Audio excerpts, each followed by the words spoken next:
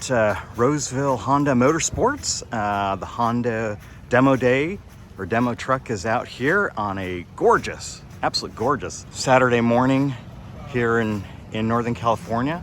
And this is one of the official stops. Roseville Honda Motorsports is one of the official stops for the Honda True Adventure Tour, which is being led by 11-time Baja winner Johnny Campbell. So he's supposed to be here today, and so maybe we'll get a chance to meet him. And then they brought their Africa Twins and their Transalps out today. So hopefully we'll be able to get out on one of these and check them out.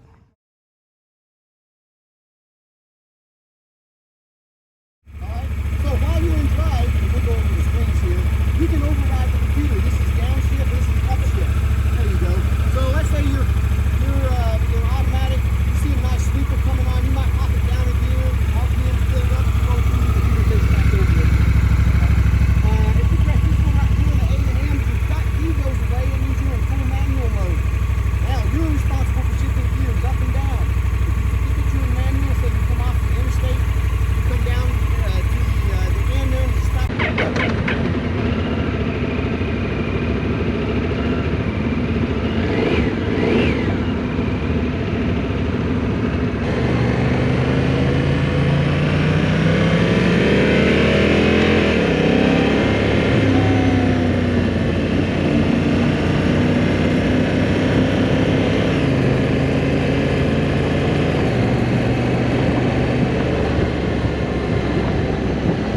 So just finished a quick ride of this DTS. So that is not that's not a clutch lever. That's actually the parking brake, because you can see there's no gear selector here. So it's basically an automatic.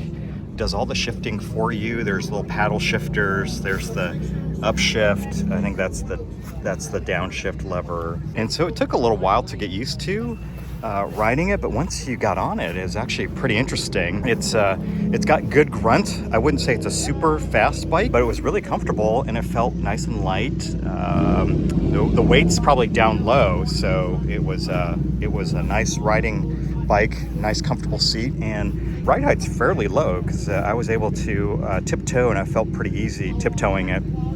Can't flat foot it quite, but almost, so it wasn't too bad.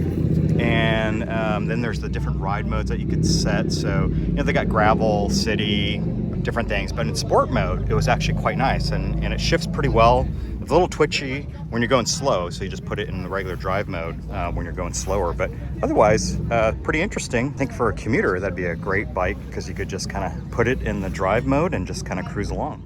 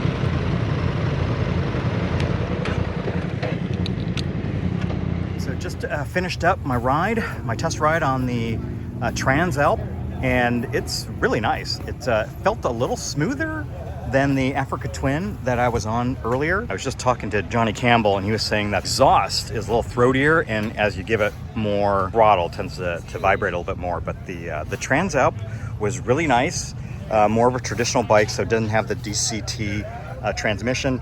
Just a regular 6-speed, worked out really well. Also had the drive mode, so I was using standard and sport most of the time. It's nice and low to the ground too, because I was getting almost the balls of my feet to the bottom. I was talking to one of the sales guys, and they did say that the Africa Twin, you can adjust the seat lower.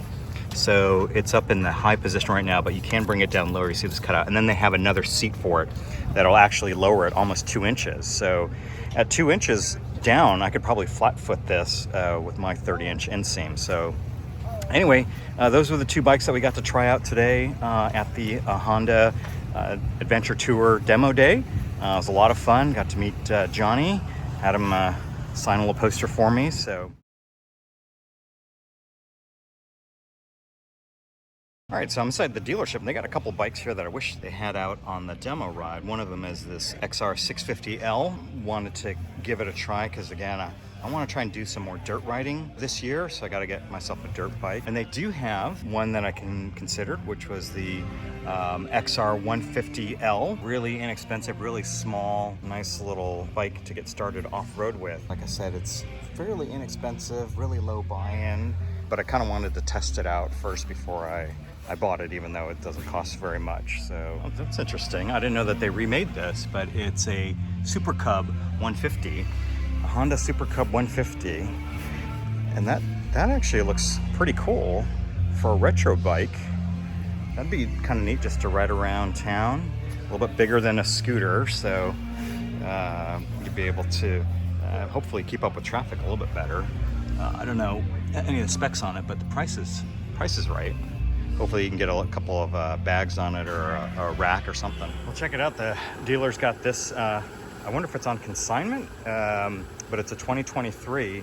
Oh, maybe it's not on consignment. It looks like it's a brand new bike, but it's a brand new Honda Fireblade, CBR Fireblade, CBR-RR. Let's see what they're asking for it here. Just a touch over 30,000. So, wow, that is a sweet ride right there. If you're enjoying these videos, please consider subscribing to the channel and to the newsletter using the links below. We'll share more tool buying tips, classic car and classic motorcycle project finds, some motorsport news, and maybe a wrenching tip or two.